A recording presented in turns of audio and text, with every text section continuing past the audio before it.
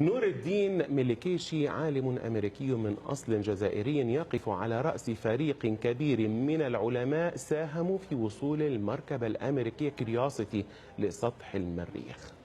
العالم الأمريكي من أصل عربي يعمل حاليا مع مساعديه على تحليل ما يصل من سطح المريخ من صور وإشارات بغرض التوصل إلى تأكيد علمي على وجود حياة سابقة فوق سطح المريخ وتأكيد إمكانية إيجاد حياة مستقبلية هناك.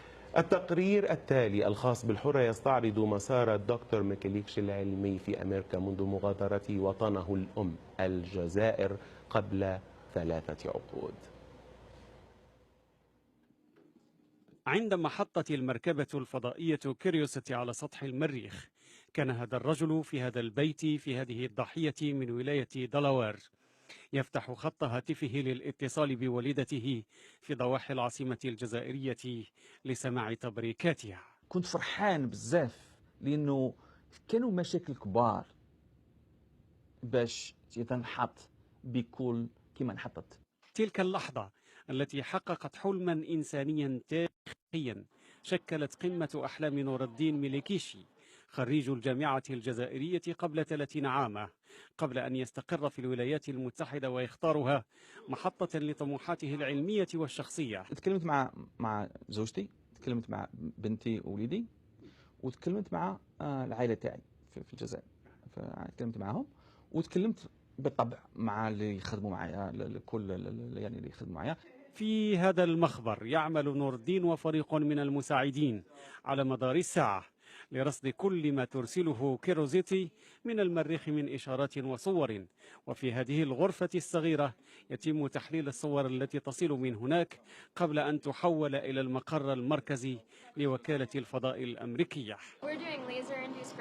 ما نقوم به هو قراءة الإشارات التي تصلنا من المركبة من فوق المريخ ونحولها إلى صور أخرى قبل أن تتم قراءتها وتحليلها. قصة نور الدين وراءها رحلة طويلة من التضحيات، لكن نور الدين يقول إن الفضل في كل ما وصل إليه يعود إلى ما وجده من رعاية في أمريكا. الدكتور ميكيليشي رجل عظيم، إنه محفز لنا بطبيعته ويحب ما يقوم به إلى درجة لا توصف. في دلاوير حيث اختار نور الدين الحياة مع عائلته وحيث يرأس قسم الأبحاث العلمية بجامعاتها، عينه حاكم الولاية سفيرا رمزيا لدى كوكب المريخ، ووضعوا لوحة على سيارته تقول إن سيارتي الثانية تتحرك فوق سطح المريخ. في خضم كل ذلك لا يزال نور الدين هو ذلك الرجل الذي يصر على أن يظل ابن بلده الذي يفلح الأرض في ساعات فراغه ويهدي أمه حبات التين عندما تأتي لزيارته من الجزائر. عندما سألت نور الدين ماذا أضافت لك الحياة في أمريكا، قال: جرأة الحلم، يقين الهدف، سماحة الإنسان، وقدسية المعرفة العلمية.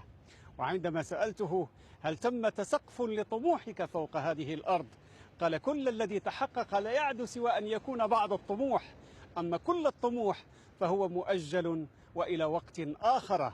وعندما سألت لماذا، قال: لا سقف للأحلام تحت سماء أمريكا.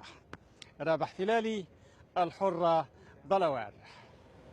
والله فيفا الجري فعلا. أخبار الرياضة.